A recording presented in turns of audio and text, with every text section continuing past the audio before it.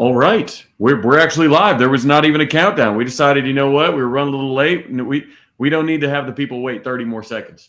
So we are live. So appreciate the comments filling up, chats filling up. We are of course coming to you live from my Twitter account and the JP and Trav Show YouTube page. And I'm not sure if you've noticed, but no JP today. So feel free to jump to your own conclusions. He could be at the apple orchard. He could be on a date with his beautiful bride. He could be at a soup enthusiast convention. Could be at any of those things. He's not in an Indianapolis Pacers game, that's for sure. No, he is not celebrating, and he is not celebrating a world championship. We all know that much. So, in his place, takes two special guests to absolutely. Takes two special guests to fill in for JP to bring that kind of firepower. So, first off, Josh, welcome. Thank you for being here again. Had me last week.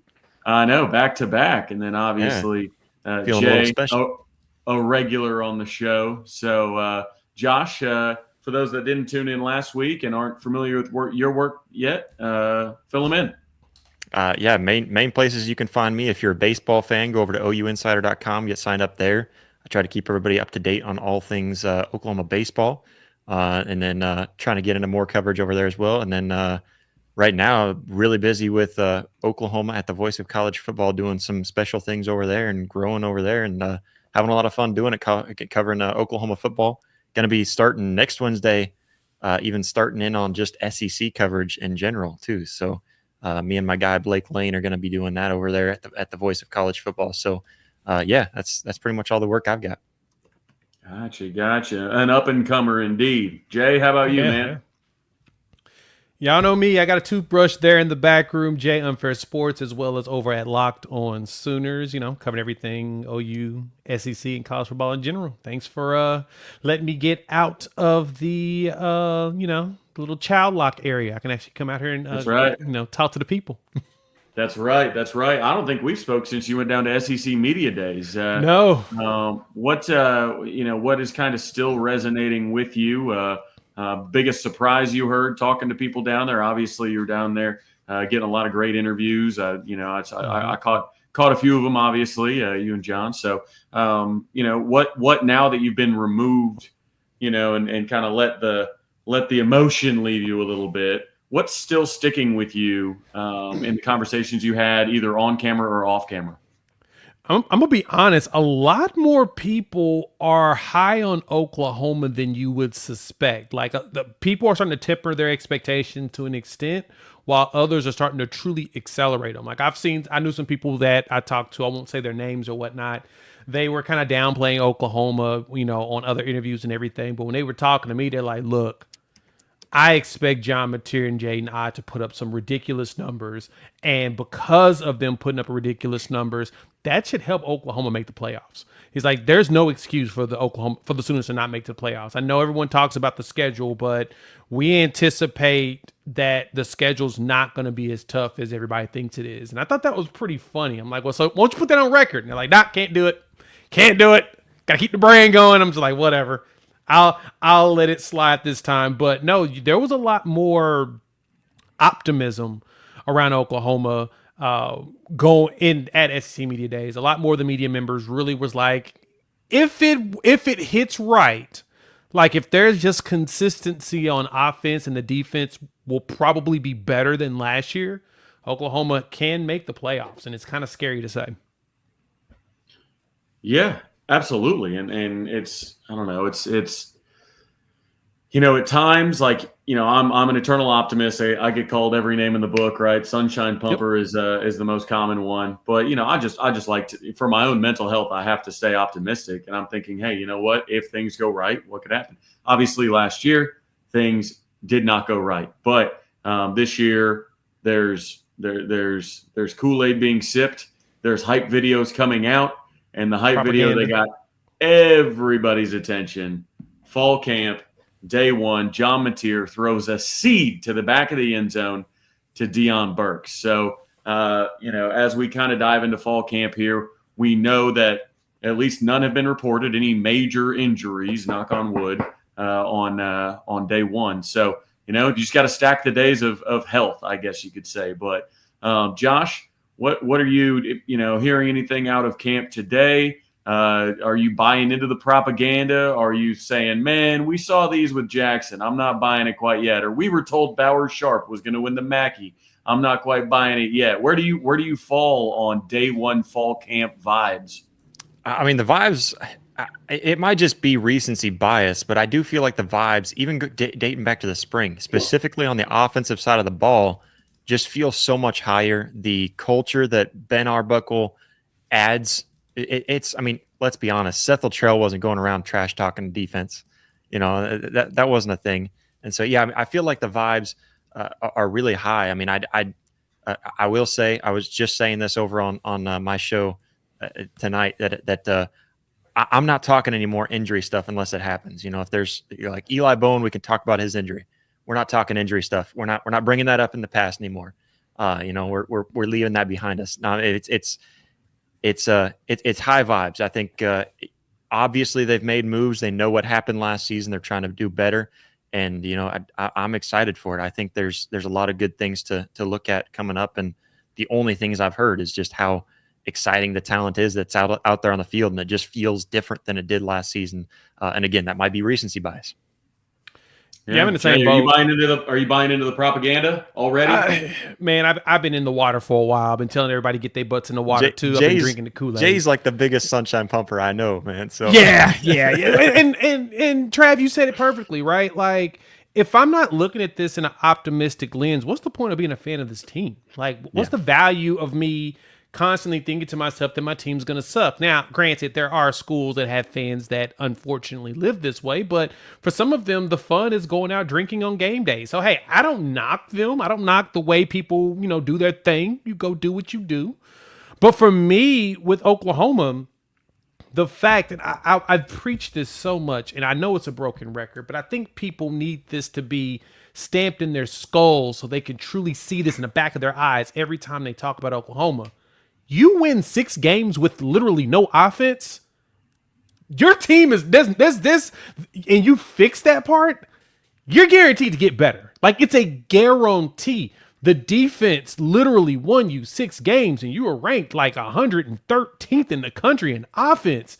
You have a pulse on offense. You probably win 9 games. Why are we pretending like that's not realistic, right? Last season, if your offense had a pulse and your offensive line wasn't constantly injured, you probably beat South Carolina. You probably beat Ole Miss. You definitely beat Missouri. That's 9 games. There you go. That's a huge jump. And I was actually talking to a buddy of mine earlier today on on his channel, and if Oklahoma had just enough of a pulse to win Missouri and to win that South Carolina game, because we were right there, that's 8-4. Nobody's talking about how Oklahoma looks this season. They're not saying that, having doubt. They're actually thinking Oklahoma should make the playoffs. That's literally what everyone would say. If you come from 8-4 last season, they're gonna be like, "Oh yeah, that gauntlet wasn't that bad. Oklahoma's probably gonna win, be one of the forces in the SEC." I'm looking at it the same way. We just revamped the whole offense. That's all we really need. So yes, I'm drinking the Kool-Aid, watching Mateer make some throws. I think the big difference with Mateer's throws and his propaganda, and the propaganda we got last year, is the one thing we know is that Mateer will throw an interception, and then the next play he'll throw a touchdown. That's not something that we're concerned about this year in comparison. Last year, you heard about a turnover, and it just didn't seem like it ever bounced back. This dude's going back at people immediately. Like, he'll go after the same dude. Because you picked it off, try and do it this time. Then the second time it go past their head, they're like, oh, well, never mind. Last year during the season, you heard a turnover and then a turnover again the very next play is what happened when Oklahoma got the ball. So, yeah. Yeah, exactly. And you saw that back and forth last year. Now this year, you're hearing that the offense is stacking good days on top of the defense stacking good days. You need that type of balance if you want to survive the SEC. And what I like about it is it's not because they've dumbed down the defense in order to artificially inflate We're not taking any shots. Ego of Mateer.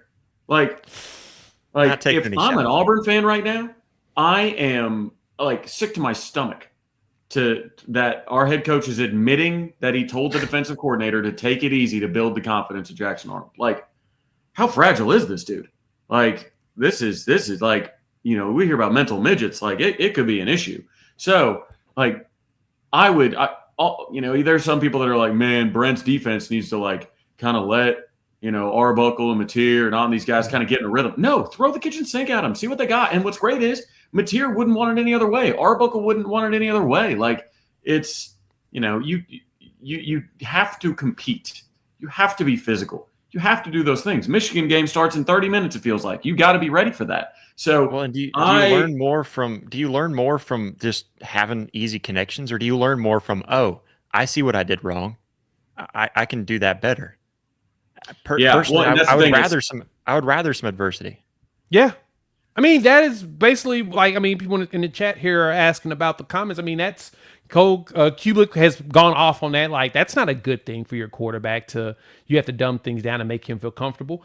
Like last season, when we were hearing that Jackson Arnold was struggling against the defense, in my mindset, I was still thinking back to the conversation that I think it was Scoop that did an interview with Kevin Wilson, when he was head coach at Tulsa, right before we played them in 23. And they talked about how Kevin Wilson and Brent Venables battled it out in practice all the time. But because BV's defense, practice, technically defense is a little bit more of an advantage because they have an idea of what the offense is going to do, that BV was so intense in those plays that they had to move the ball physically down the field in order to practice certain scenarios because they couldn't drive on his defense. The quarterback at the time was Sam Bradford. That was before he won the Heisman. So in my mindset okay, if they're going to forge Arnold and fire like they did Sam Bradford, maybe he turns into a diamond and gets, win some awards like Sammy Boy did. But we didn't get that. We got the complete opposite. It became a shell. And unfortunately, he's like, dang, that sucks. Now you're hearing Auburn's doing the same thing we had to do in order to figure stuff out and that's not a good thing. Well, and if you're doing that and you're throwing an easy defense at him, and then you go to Oklahoma and you play against that Oklahoma defense, you really think it's going to be that easy? Now you just want to throw a guy in there without any kind of reps. That's what practice is for. So, I think that's a stupid tactic. I hope that Cole Kublik was just saying that to get some attention, and then he was lying about it. That's Hugh Freeze said it like a couple days ago. Yeah, he said it a couple days ago. Yeah, I didn't hear Hugh confirm it ever. But yeah, I heard Cole say that, and I was like, oh my gosh, I'm feeling. I went from thinking like Auburn can bounce back and have an 8-win season to now they're going to win five or six games. Yeah, there's some hurt feelings. If Blake's hearing me talk about this too, we'll hash that out later on. But that's my good buddy. But he's an Auburn boy. But I'm not feeling so hot about him right now.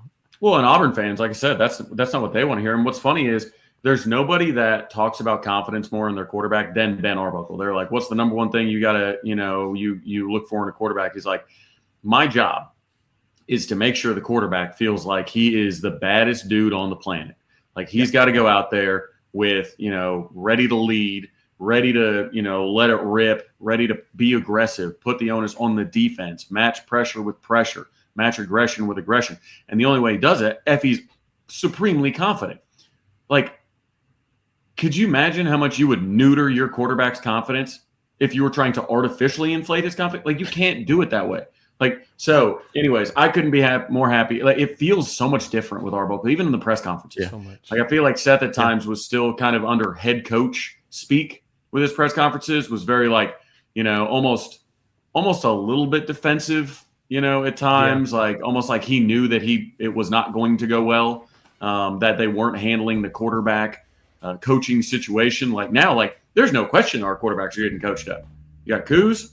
And you got Arbuckle right there, like, and have worked with him for a while, have done it at a college level, at a high level. All this, it's like, I just have zero doubts that the quarterback situation is being taken care of. And even if Mateer, God forbid, has to, sit for a game for whatever reason, I've got ultimate confidence in Michael Hawkins Jr. Like, because I know he's got real life qualified quarterback coaches that are there, and second year, the system. You want to talk about seeing Mateer run.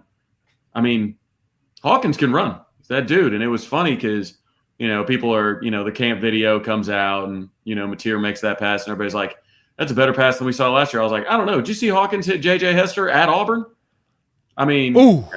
That deep ball was on a dime. Like, so anyways, like I do think just because I think it was may have been the Jalen Hurts year, the last year that we had the starter play every single game. So like Michael Hawkins Jr. is going to play meaningful snaps at some point this year, like just based on history. Like I'm not wishing anything on anybody. Like I just based on history, like it is what it is. Like, so I'm confident that he's going to be ready to go as well. And you talk about confidence. There were some reports that Hawkins was having to be moved to work out with wide receivers and running backs last year because it was affecting Jackson's confidence.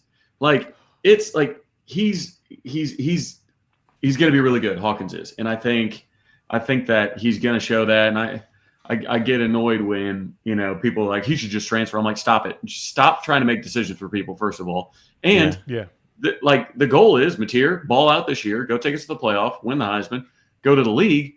And Hawkins, you've got either a year to run it and before you go to league, or 2 years to run it as your own. Like, take your time. Yeah, you're in good shape, man. Like, well, everybody wants to play so early. Everybody wants to play so early. And like I was at lunch with Billy Sims yesterday, and we were talking about how it was so competitive at OU at the time that he used to hide the other running backs' cleats when he was a freshman, because the only way you would get on the field is if the other guys couldn't find their cleats or they were hurt or something like that. Hilarious. So he was like, it was so competitive trying to get on the field. If the transfer portal would have been available, I'm not saying Billy would have transferred, but I bet somebody would have. You know what I mean? Mm-hmm. But Billy, all he did after he got done backing up Joe was go on and win the Heisman, go to the NFL, set all kinds of records. Like, it worked out fine. Like, everybody is in such a rush to get on the field when you can slow cook in that thing and get it. You're better off having like 2 years of high quality tape experience and gameplay before you go to the league. You don't need to start as a freshman so you can leave after 3 years and this, that. You don't need it. So a lot of guys, young guys stepping up, we're all hearing about young guys that are doing it. But I do want to get your guys' opinion on I'm going to call them the it's about time candidates, because I think there are a couple obvious ones, but I want to get your guys' thoughts on them because, the young guys that are trying to get to play, we could talk about them a bunch. Everybody gets exciting around the young guys because we follow recruiting so closely now that we're like, oh, man, Fasusi, man, he's got to start, right? Because, man, 5-star this, On3 was tweeting, he needs to start, all this kind of this, that, and the other. It's like, man, what about the guys that have been there since 2022, 2023, these kind of classes? It's time for them to fight off these guys and make sure that they don't get their job taken. So who on the team could be either side of the ball, who could show out this year and either of you would say it's about time? Give me a couple names. And chat, go ahead, you too. I think there's one that's kind of an obvious one that keeps on being brought up here recently that just like the more it gets brought up, the more I'm like, yeah, we're going to see a lot of him. It's Taylor Wine. I think that's one that's like, man, like he's being like thrown in there all over, and his name keeps on popping up. I'm excited to see what he's capable of. I mean, I don't really know what he's capable of because we haven't seen him out there, and seen what he's really, really able to do. And so that's one to me. I think that might be an obvious one, but that's definitely one that I would throw out there. No, that's an interesting one that we know he's getting all the hype right now. So we'll see if he becomes that dude this season. I think the one for me is Peyton Bowen. He's got this. Basically, the starting job is his. It's yours. Show us. You told me. He told me at the spring Crimson Combine that his toe's better. He's not dealing with turf toe now, and he's ready to go. That, my friend, is the one that we need to see it. He was the 5-star talent. He had the crazy recruitment. So like you said, Trav, we know him only because of all the craziness on signing day. Now I want to see you on the field. I want to see that athleticism that everybody talks about, the ball hawkness, the guy that's always around the ball. I'm ready to see that. It's about that time that we see Peyton Bowen go out there and show it. And I think we will. I think we'll get that from him. I know, Robert Spears Jennings is one of the leaders, and he told me that he thinks Peyton's ready to take the next step to be like Billy Bowman was, and just a taller, more athletic version of him is what I've been told. Now, go show me that you're there. So that's probably the first one on my mind that I'm thinking about. Well, and with me, I do think it's interesting on the Peyton Bowen side because, like, we do hear 5-star, right? And Jim Nagy did make the joke at Night with Nagy the other night, last week, I guess. And it was, I've looked at Oklahoma's 5-star since 2000. It's not exactly a, list of who's who. It's not an illustrious list. And it's like, that's what these conversations tend to be around, right? I mean, obviously, like in the comments, we've got PJ's name a couple times, Josh bringing it up, 5-star, right? Elite measurables, brother, it was this talk of the combine when we were getting his commitment. We thought, oh man, look at his brother. We're getting the guy that is supposed to be better than this guy. Incredible. So hopefully he's healthy. But it's time to go because, you've got a guy like Taylor Wine that's going to be wanting to get some snaps. You got like a guy like Danny Okoye, who is, going to be in that edge room as well. You've got guys that are on the edge that are going to play a lot of football. R. Mason Thomas is going to play a lot of snaps. Marvin Jones Jr. going to play a lot of snaps. Like these guys are 2 NFL guys on the end, and PJ is supposed to be that guy, right? If you're a 5-star, you project to be a first-round pick. That is why there are 30 of them, roughly 32. But but I think Peyton Bowen's an interesting one because I think he kind of got a pass because he was behind Billy, and everybody was like, well, Billy's the leader of that secondary. So it's, it's okay. That's the reason he's not playing as much is because, but then he came in and played a little cheetah, played well at times, especially in coverage, situations like, so I think it's one of those like, hey, Peyton, it's time to pay it off because now you kind of had an excuse, not that he would ever use an excuse, but I think he had a built-in one, maybe not an excuse, but a reason. He's like, look who I'm behind, Billy Bowman. Like, what am I supposed to do? Like, take his job? Like, I wish, but no, I'm not taking his job. So I think that's interesting. I didn't but he's think also about it that way when you say that's kind of the pass we've given him. Because you're right, we expected Peyton Bowen to get on the field and kind of quote unquote supplement Billy, but we hadn't really got that either because he was dealing with the turf toe deal.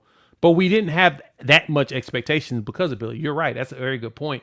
I think the one position, though, that I'm intrigued by you all on is it really is the edge spot. All we know is R. Mason Thomas has definitely got to start. I mean, 9 sacks last year. You don't not play that dude. Right. But we've got, 4 dudes on the edge that we kind of want to see. Will that be the position that we do the most rotations on? Is that the spot where there's potential for at least 6 dudes to actually play in? Because it kind of feels like if you think about it. Yeah, it'll be interesting to see how much Nigel Smith gets to play.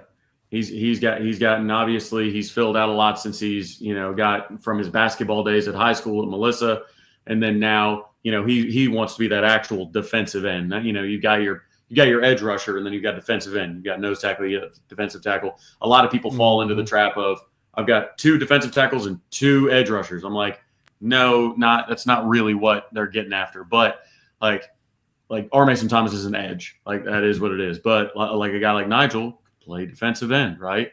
Like you think of Danny Okoye, you think of edge, right? Like typical, smaller, explosive, get around the edge. That's why they kind of name it the position that. But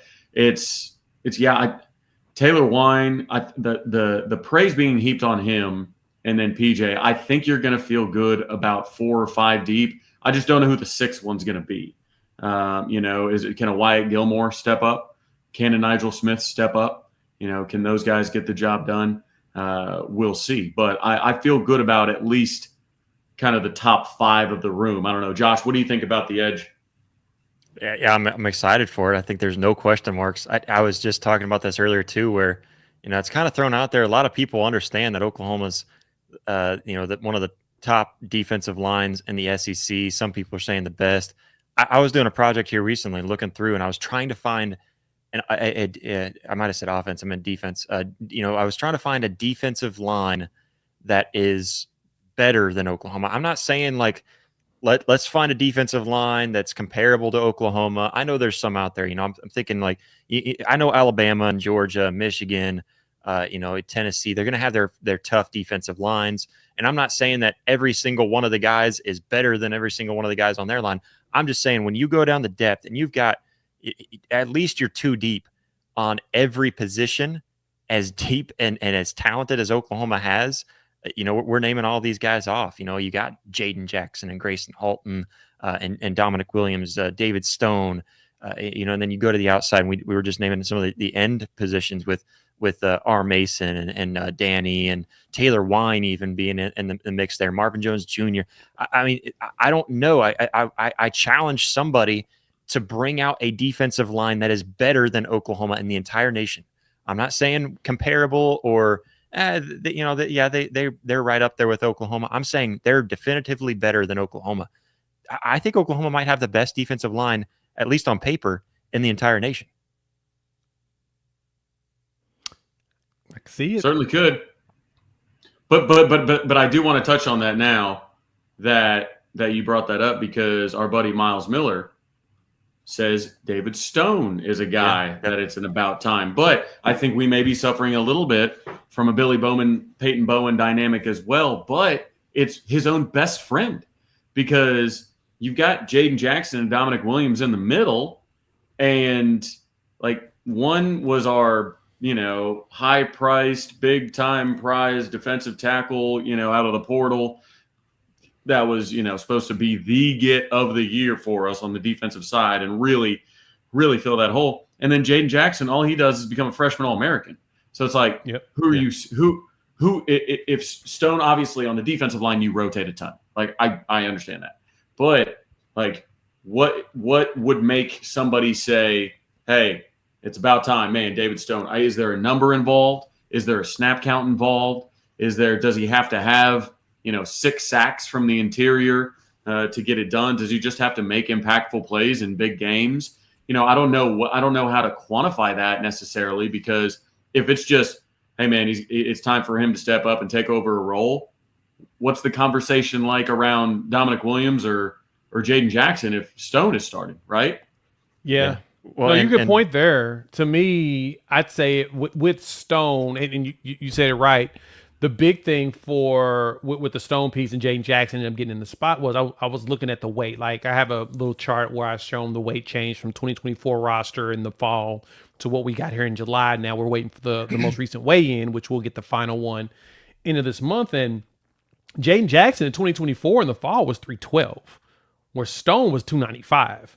And as we know, if you're going to have a nose, you really want them to be over 310 if possible, especially in the SEC.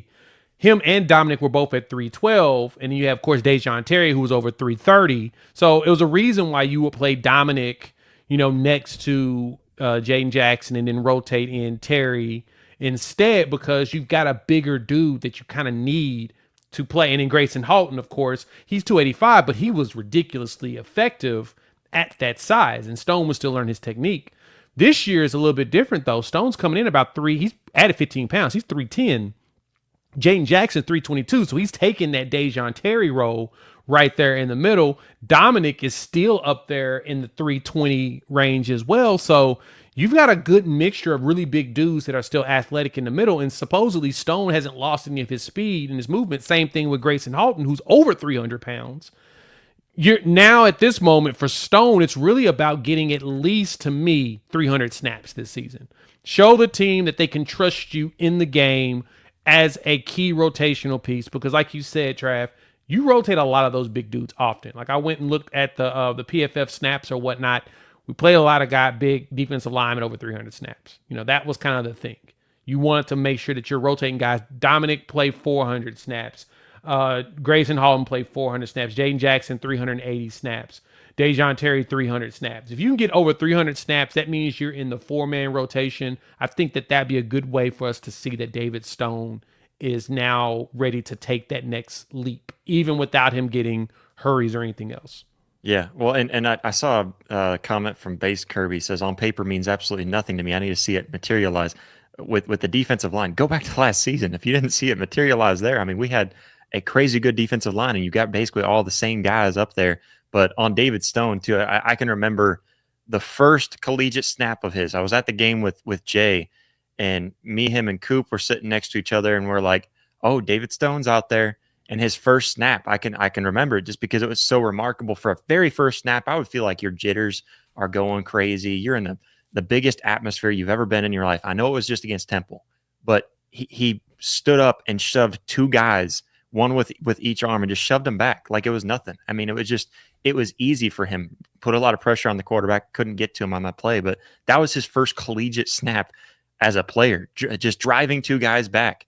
And you know that stuck with me. Like, yeah, this guy's got something. He might not be ready right now, but he's got something. And so, you know, like to Jay's point, he might be a little bit undersized, but the dude is athletic and strong. So, yeah, I think David Stone, that defensive line, it's one that not worried about it at all. Because if three guys are worn out, don't worry, you got like 10 more that can just jump in there. And who knows, there might be another one that we don't even know about because they're back there on the roster that we've never even seen on the field, that all of a sudden they step in and they're a big time player. Oh, right. Old Josh Ricky Lolo Hea season is what he's saying. Here we go. Let's go. Let's do it. Let's do it. But he's over 300. But my issue is it's like an Alex Caruso thing, right? Like, you may not start, but you're going to be on the floor when we close. Like, yeah. I want to know who the four are going to be on the field on, 4th and 1 in Red River, against a QB sneak from Arch Manning. That's who I want to know is going to be out there. So it'll be interesting to see who that is throughout the season, progressions, health, everything like that. We're going back-to-back Kirby comments here, but Deion Burks is my it's about time player because I heard so much about him being a dynamic playmaker, and his most memorable play was in the spring game, so he needs to be healthy. I agree. I found it kind of interesting that he had better Heisman odds than Jaden Ott. Not saying that either of them are neither of them will win the Heisman, but I think it goes to show what kind of the national perspective is on players. And as a guy that was an All-American in Jaden Ott, that's a higher level than Deion Burks has ever been to. Deion Burks was second team All Big Ten and transferred to Oklahoma. Everybody thought, here we go, this is our guy. And I do think he's got the talent. He's just got to stay healthy, like everything else. Like every receiver in that room, just keep him healthy, bubble wrap him for all I care. But I do agree, Deion Burks, we were told this is, we saw the clip today, right? The propaganda, the Kool-Aid going out. And, with a lot of question marks in that receiver room, just from a production standpoint, it'll be interesting to see if he can step up and live up to such a, lofty expectation. Yeah, well, I think even Jaden Gibson might be able to be thrown in there just because we know we've seen glimpses of him, but we haven't seen the full thing. And so, man, just I want to see him on the field so bad. I can't. Me too. That's all. I need some football. I need some football in my life to hurry up. The propaganda machine that's coming, it's just getting me excited. I just need football in my life. That's all I need. Yeah. Yeah. This is kind of a thing. Kobe, he was behind Danny, right? Yeah. That's a good one. Yeah. That's a good one. But even he said that Sammy Omosigho is coming for his job. He said it. He said, I told Sammy, come take my job. If you're good enough to take it, come take it. So that's the thing. Like, you've got some good competition in that room. And you want that. Just like you said, you want that type of competition. You want guys to be pushing each other for each other's spot. And that's exactly what Kobe said, is that it's just making us both better. And I expect us to rotate 4 linebackers at minimum with Kip, Kobe, Sammy, and then probably Kendall Daniels playing a little bit of linebacker as well. Is kind of what I'm thinking that they'll go with. I'm not sure about, but Owen Heineke has been a name that's been floating around as somebody that's been showing up. So yeah, you don't know, but I do think they're going to rotate 4, similar to what they did last year. And I think that's the thing that is going to help Kobe this year, is that Kobe got to play some meaningful minutes in that Alabama game. Danny was out. You saw Kobe McKenzie in there in the middle. And you're like, well, he got the green dot. What are we doing here? But the big thing is that Kobe is going to be another run-stuffing linebacker like Danny was really good at. And teams are going to test him on the pass. So he's going to have to make sure his coverage game is up. But he's going to be a run stuffer. He's going to get in the hole and he's going to hit people because he's big. He's a huge dude.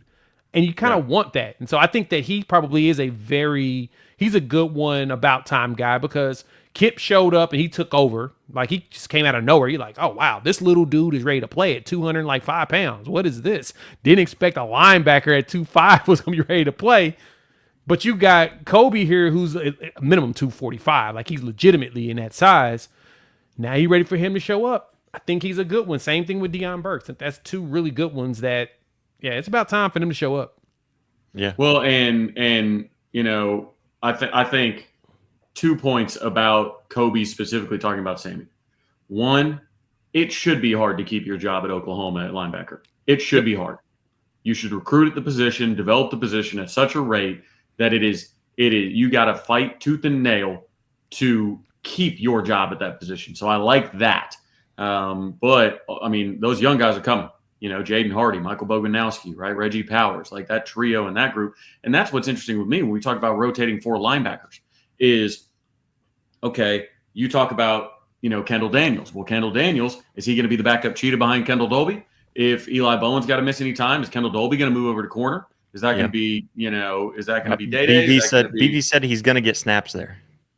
Right. And he was the number 1 JUCO corner coming out. Yeah. So it was like, okay, when they move him over there, is Kendall cheetah? Is Reggie Powers cheetah?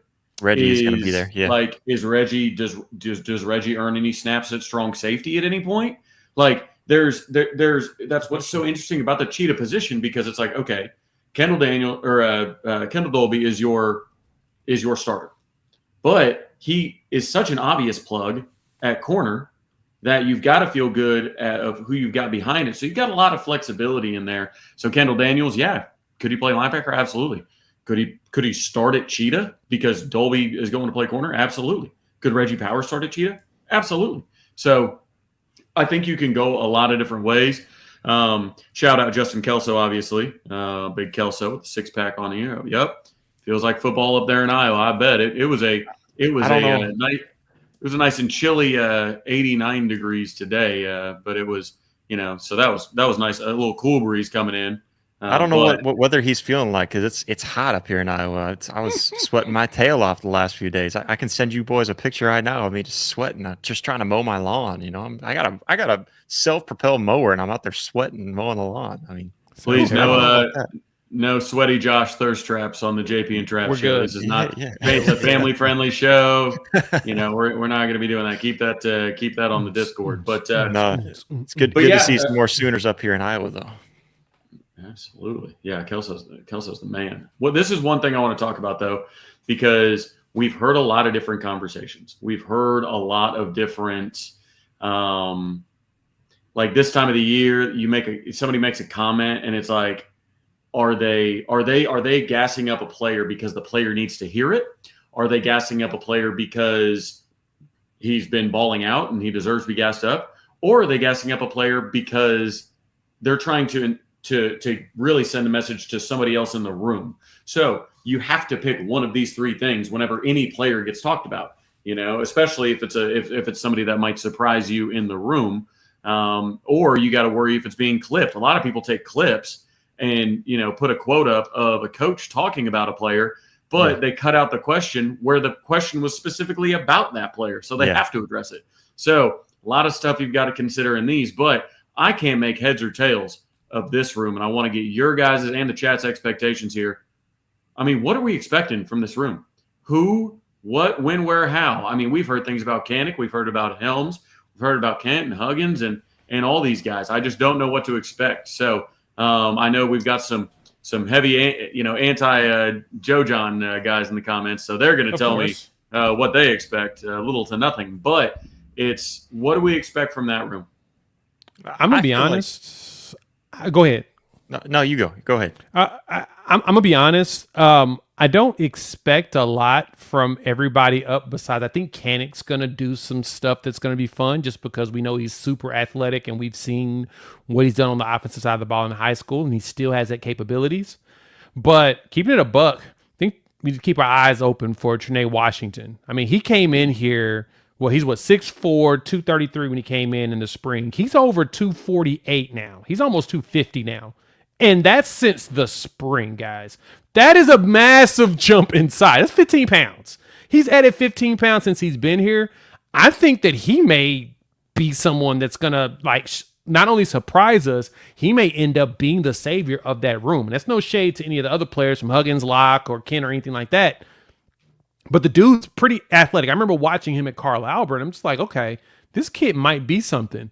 But seeing that he added all that weight, and I bet you he didn't lose any of his athleticism, obviously that means he took this thing seriously. He might be that dude. He may actually show up and be a tight end where we're like, wait, is that Gresham again? Where'd he come from?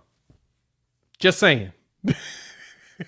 Yeah, well, I mean, I feel like your big guys, so, you have a tight end out there for a couple of reasons, right? You usually get those big guys out there. You want a big body, big frame, and then you obviously want that sure hands guy for your wide receiver too at times.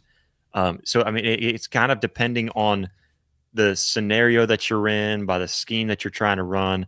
I will say this, go back and look at the tight ends with Ben Arbuckle at Washington State. They didn't really touch the ball a ton. Nothing like what you saw with like Mark Andrews or Braden Willis, even with Calcaterra, and I'm sure I'm missing another one in there here in recent years. But there's you don't see it as much, so that's why the tight end room doesn't concern me too much because we've got the big guys, we've got the athletic guys. I think Caden Helms is the guy that I'm hearing more and more about. That I feel like you're going to see him. If I'm hearing everything, like he's trending in the right direction, his health is a much better in a much better place. He's looking good. I mean that's what they keep on talking about. But to your point, why are they gas kid up? So I feel like maybe Will Huggins, Carson Kent are like the two guys that you look at, and those are the guys. Obviously, they're big, they're stout. You can put them out there for those big guys that you need. We know that they should be capable of playing anything as a tight end. They're both, athletic and everything. They fit the role for everything else. But then, of course, Jaron Kanik, I know that name keeps on getting brought up, but I still feel like, if you're going to put him out there, he's got to be an H-back, right? Like he's not your typical tight end build or nothing. He's got to be more like if you put him in like that Dimitri Flowers H-back position, like that's the type of player that I see with Jaron Kanik. Yeah, I don't see him as like a big route running, like not really all that kind of. I don't see him as that, but yeah, with Arbuckle's style of Washington State, and he said it when he got here. It's not that he doesn't want to use the tight end.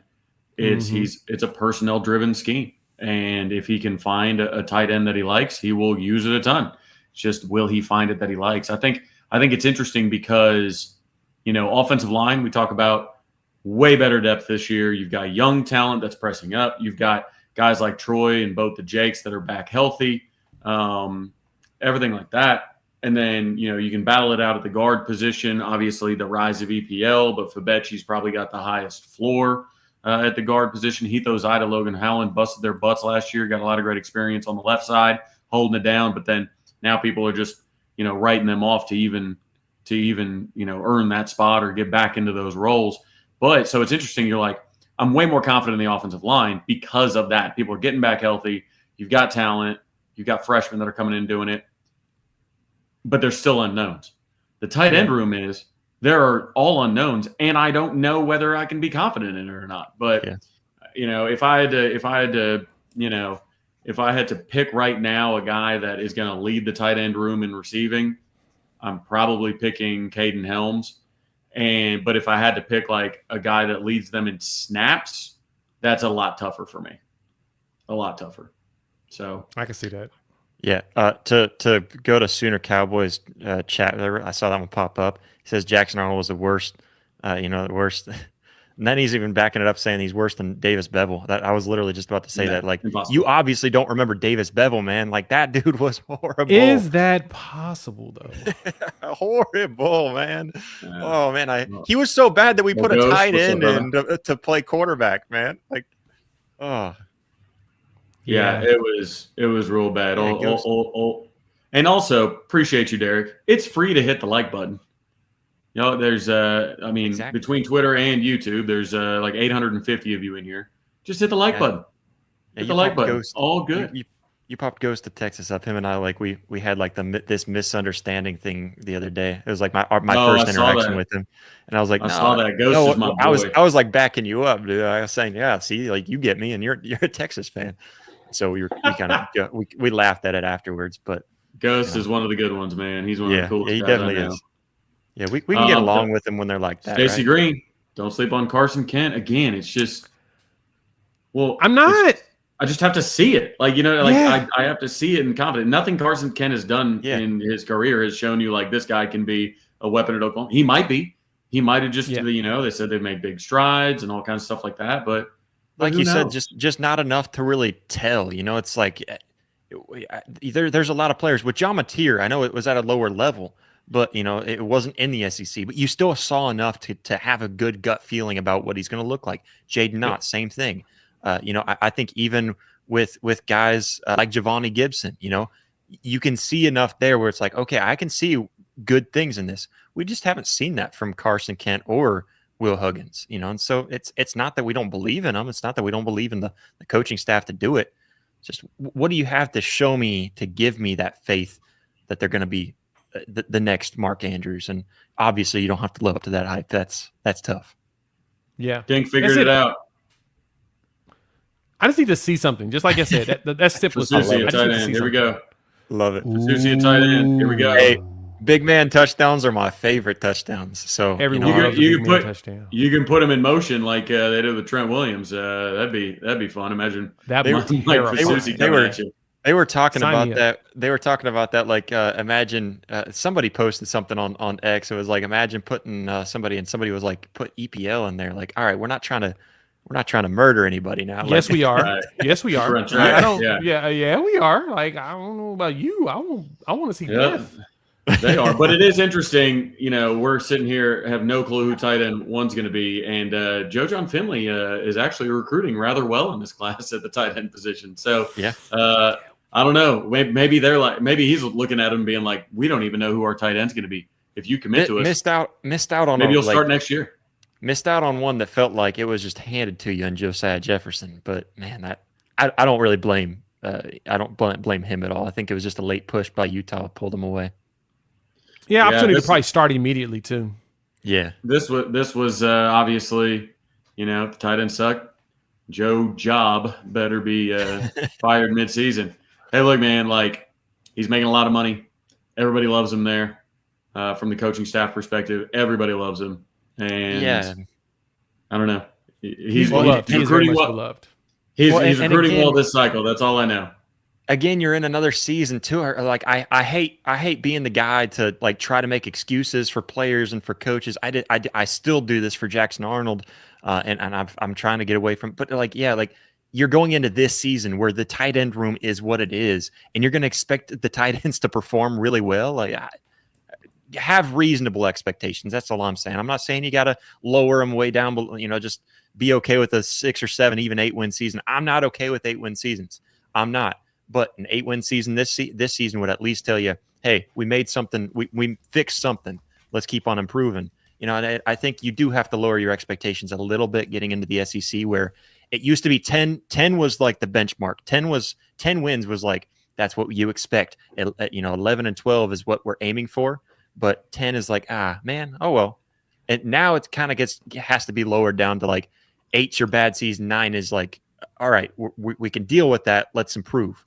You know, and that's just what you have to do when you're going into the SEC now. Have to show big improvement, market improvement. Yeah. But I'm gonna get a question going as we hit the 50-minute mark. About to wrap up, but if you got to pick, each of you and the chat, but for Josh and Jay first, You guys each get to pick a former Sooner on offense and defense to add to this current roster for this upcoming season. This isn't just, I mean, and maybe it is, but best players in Sooner history, but also think of the roster. Think what you need, right? What has our conversation been about recently of uncertainty at certain positions? But so Josh and Jay and chat for sure. If you could add one offensive player and one defensive player to this team, who would it be? Oh man, Defensive. I know the position group. I'm just trying to think of a player that I got want mine. to shoe in. Defense, I want Derek Strait. That way I got a DB that I know like that I that. can rely on, and You're in the right room. You're in the every right single room. one of the rest of the secondary. I think I'm very fine with. I just need a good, effective, healthy corner that I've seen actually go out there and basically win a Thorpe. So I think that will be my defensive dude. Offense is a little bit more of a struggle, but I think I can simplify. Give me CD Lamb. I think with everything we've got out there, you just get yourself a guaranteed number one at wide receiver and then a guaranteed DB that can shut down one side of the field for you. I think we're good to go. I was going to go Gresham on the offensive side of the ball. We were just talking about tight end. I have quite a bit of faith in the young guys on the wide receiver. Maybe I'm wrong for that. Maybe I'm proven wrong this year. But I have faith in even Zion and Ivan. I think I have faith in them. Even Elijah. I feel like there's a lot of these guys. I have faith in them. And then you've got guys like Isaiah Satania, who I think is going to pop off. So there's a bunch of guys that I have faith in at the wide receiver group. Whether we'll have that guy, time will tell. Maybe I'm wrong there, but I think on the offensive side of the ball, I'm thinking Gresham. And then defensive side of the ball, I'm going to go a little bit newer, just because I remember the interception streak that he had. I'm going to go with Zach Sanchez.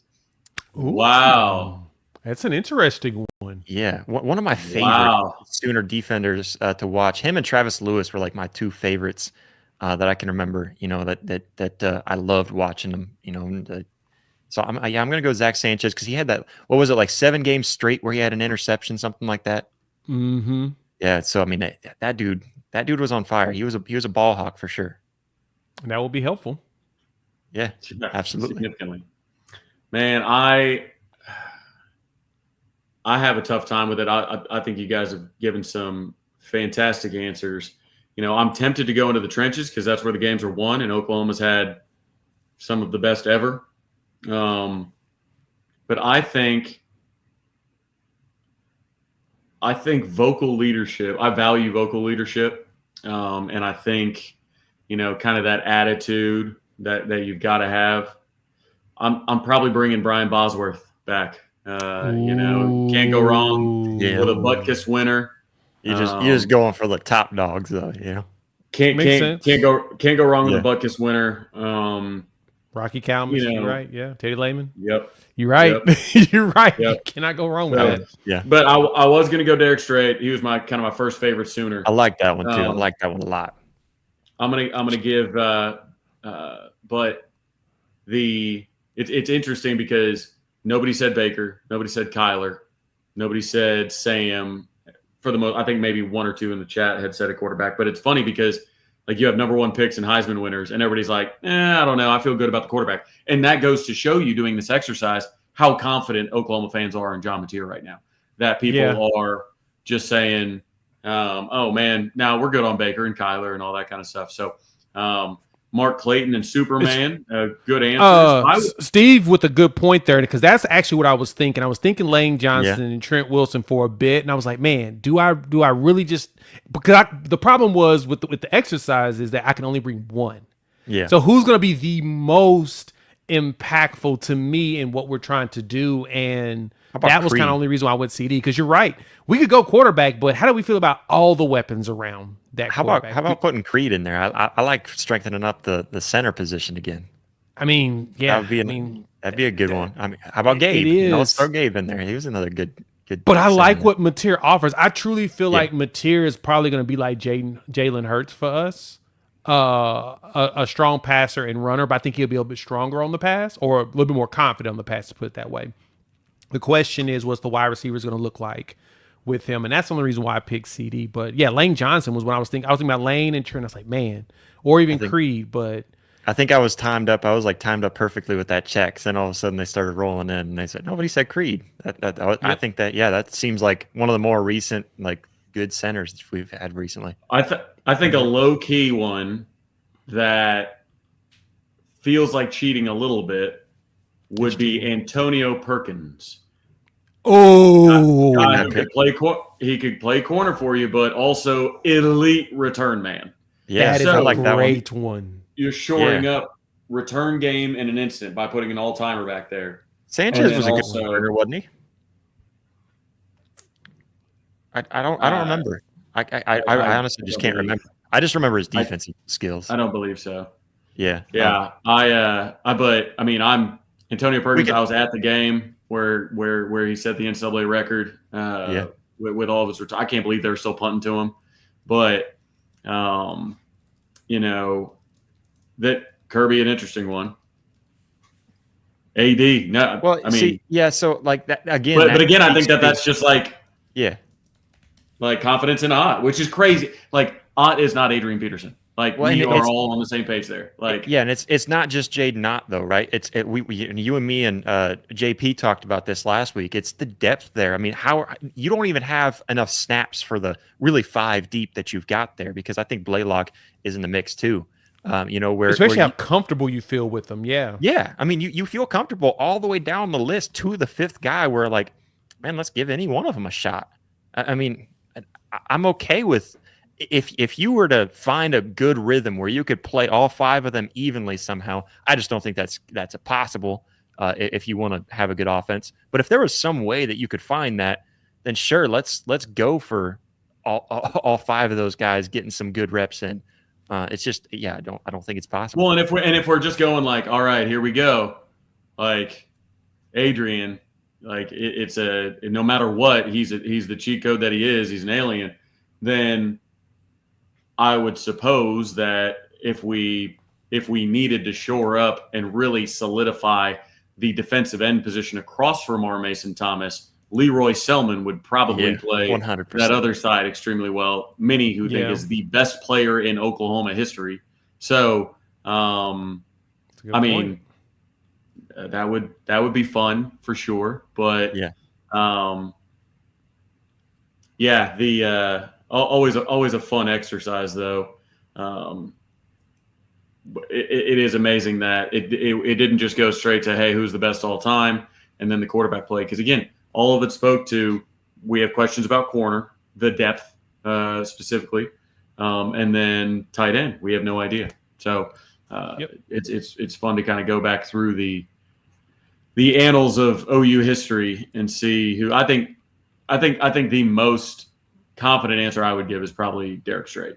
Like, me too. That was a really good one that Jay brought up. Lockdown DB. That's all you need right now, because as you mentioned, the biggest question we have right now is Gentry healthy? When will Eli Bowen come back healthy? Will Jacoby Johnson not have 2 left feet? Love him to death. He's super athletic, but he kept falling on his own. So will he not have 2 left feet this season? Is Jeremiah Newcomb as well as Devon Jordan, are they both ready to take that spot? We know Newcomb's yoked up, but at the same time, is he ready to be in that spot? And we don't have the 3 pups.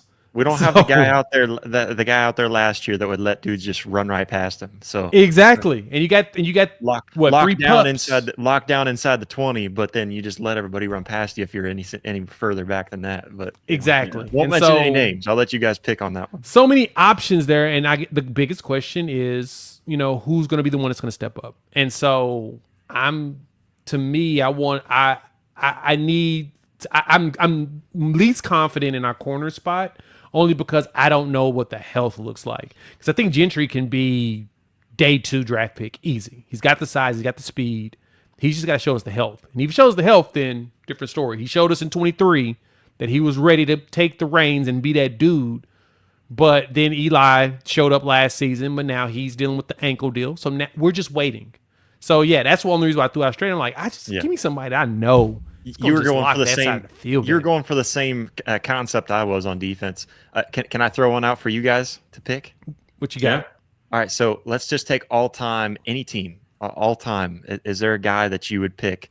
It could be from any team, all time. Is there a guy that, like, just pick one that you would be like, that's who I would love to throw on the team this year? Like from any across college football? Yeah, across college football. It can be from USC, Texas, Florida, whoever. For me, I'll throw mine out there. Mine's Ndamukong Suh. Loved watching him, and he was so disruptive. And he could do everything, man. He could kick a field goal for you if you needed it. He's done it.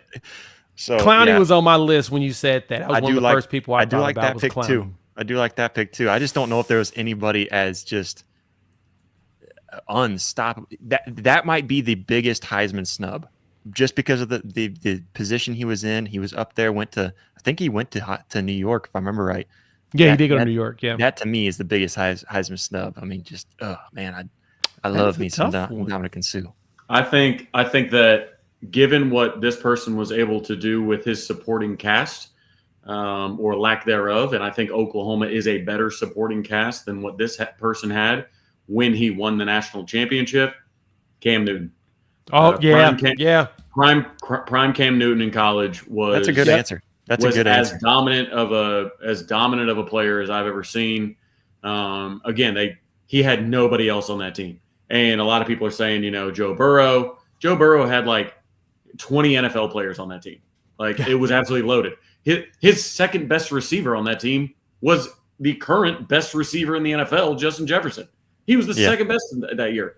It's like, and Jamar Chase is still right there. Jamar and but they had everybody on that team, man. That team was absolutely loaded. They had a ton of players drafted off the defense, but nobody cared about the defense because the offense was setting so many records. I think statistically they're the greatest college football team of all time. I get it, but it was because they were absolutely loaded too. But Cam was just the one-man championship team. Like, it was insane what he was able to do with not many people around him at all. Yeah, sign me up for that too. I think Cam would be, if there was any player that I've just one player from any other. Oh man, he's that dude. The chat is throwing in some good ones too. He would be. Honey Badger would be fun. Yeah, Honey Badger, man. Like Julio Jones, man. They're throwing in some really good. Ed Reed, that Miami team. Yeah, Tavon for sure. Roy. And OU OKC fan says, when he got cheated by the refs. That, man, because again, my family is Nebraska fans, so it's like we were watching that game and like, there's no way you can see that and just have to take a stab in the dark and throw that second up on the 0.1 second or whatever up on the clock, and steal that Big 12 championship from them. That just lives in the veins forever. But yeah, some really good names being thrown out there. That's a good one. Yeah, I would. Cam is probably the one I would. I can't even argue it. I'd probably just change my entire decision and go straight to Cam as well. That is a great one. I still keep my decision. But yeah, I do like Cam too. That's a really good one to throw in there. Honey Badger's a tough one too.